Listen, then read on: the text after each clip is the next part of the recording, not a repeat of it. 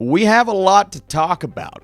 Let's do it. What is up, Star Wars fans? Welcome back to my channel. Losing my voice, doesn't matter. We're going to talk today's episode of Obi-Wan Kenobi, episode 3, aka the first showdown in the series between Obi-Wan and Darth Vader. We'll get to that, but we're going to start at the beginning of this episode. I need your thoughts down below. How are you feeling about this show right now, what we got in this episode? A bit of a slower episode in parts, but I do think there were some really good things.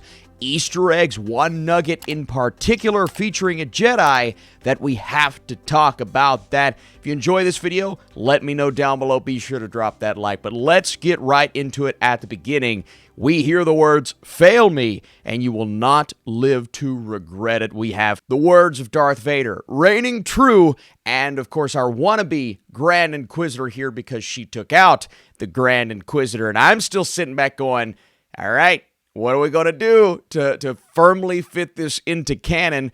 But at the same time, I was really excited to see our first real reveal of Vader. We get the sequence of the helmet going on, hearing James Earl Jones' voice. That was great, and a couple of really nice lines in here, very Vader-ism lines. I mean, you feel the fear of anyone that's having a conversation with Vader on screen, but the presence is felt absolutely at the beginning. I thought it was a really cool sequence. Then we go back over to Obi-Wan Kenobi and Leia, who are still on the run. He's trying to get Leia out of here. They have a great conversation involving the Force at the beginning. Leia's kind of wondering what the Force is, and it's funny because we get that Force sensitivity, obviously, way later on in the series. But what does it feel like when you turn on a light in the darkness? What's that feeling you get? I feel safe. And that's what Obi-Wan is describing the Force as. I thought it was really a beautiful line and a beautiful sequence conversation between the two. Leia asking a lot of questions, of course, but I really enjoy her character, at least the portrayal of her character. Just no more chase scenes, okay? And in the midst of these conversations, Obi-Wan fixes Lola, the droid. They're walking around just kind of, bringing about all of the curiosity between each other. At one point, Obi-Wan believes he sees Anakin Skywalker. He continues to get this haunting feeling all throughout this episode, like something is lurking in the shadows. And I do believe that is Darth Vader trying his very best to reach out, knowing that Obi-Wan is alive and well. And at the end of the episode, we see Vader's just like, I'll go find him myself. You guys don't, I'll just go get him. Don't worry about anything else. And really, this episode's super simple because the biggest thing to happen in the middle of this episode is when we encounter Fred. Fred loves the Empire. Fred is going to do what it takes to make the Empire happy. And yes, he picks them up and takes them to where they need to be. But at a point, you can see that curiosity start to spark, and he's like, well, we'll just take him through and see what these stormtroopers have to say. And at first, they get by fairly easily, even with a slip-up by Obi-Wan accidentally saying Leia instead of Lola. And if I'm those stormtroopers, I'm feeling pretty stupid right now. You had the Jedi firmly in your grasp. But the next batch, they realize it's Obi-Wan. Doesn't matter. He brings out his blaster, takes them down. I thought the one scene was pretty violent. The guy fell on the laser and it cut him in half. I'm like, ooh, Star Wars. And then we see someone that works for the Empire. She comes in. You think she's going to take them to Vader or the Inquisitor, whatever. And she turns on the troopers and says, you know what? I realized what the Empire is, and it feels like she is now a part of the rebellion. I thought that was a nice reveal. It was really well done, and she takes them to the point to where she can get them out of there. But before that, Vader, who leaves the comfort of his own fiery home, comes down to look for Obi-Wan himself. Now, that's the scene where Obi-Wan sees something, some writing on the wall, saying to himself, there has been maybe a handful of Jedi that have been through here, but one in particular, a name that a lot of Star Wars fans are going to recognize, and that is Quinlan Vos, who we know at one point works with Obi-Wan Kenobi in the midst of the Clone Wars. Obi-Wan seemed surprised that he is alive, and just that little Easter egg tells me that maybe we'll see him at some point. Really cool to get an Easter egg like that. Some fans were actually still curious if he survived Order 66 or not, but I believe it was the Darth Vader comic that revealed Quinlan had survived, so we knew he was there, but this is just another nice hint, and I appreciate that. I appreciate those types of details that, general fans won't recognize, but others will be like, ooh, I know that guy. All right, you guys are here for a reason. Let's talk about the final battle between Obi-Wan and Darth Vader. What have you become? I am what you made me.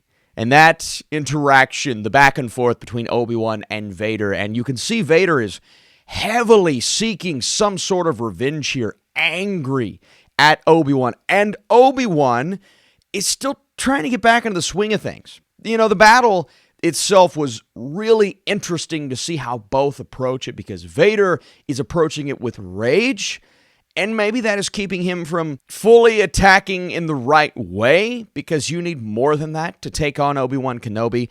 But Obi-Wan, he's been out of the game for a while, and that's really evident. It was evident in the middle of the episode. It's evident now, and he's so hesitant to swing back. He does, to protect himself, but we see the anger that is coming from Darth Vader, and, Darth just kind of ripping through that town, force choking people, lifting people up, saying, where is Obi-Wan? You can feel that rage. You understand why that's the case. And then Vader gets a little bit of revenge there at a point in the battle, because he literally throws him into the fire, drags him, and says, the years have made you weak, and basically, I'm going to do to you what you did to me, except you will retain all of your limbs and survive.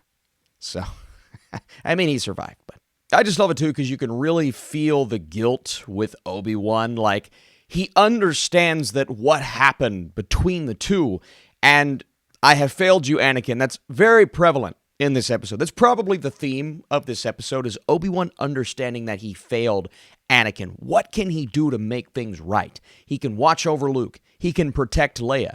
And at the end, we see our wannabe Grand Inquisitor saying, you know what, Leia, just come with me. And now Leia is firmly in the grasp of the enemy. So what is Obi-Wan going to do next? Well, he's going to continue to try to make things right and make up for failing Anakin with Luke and Leia.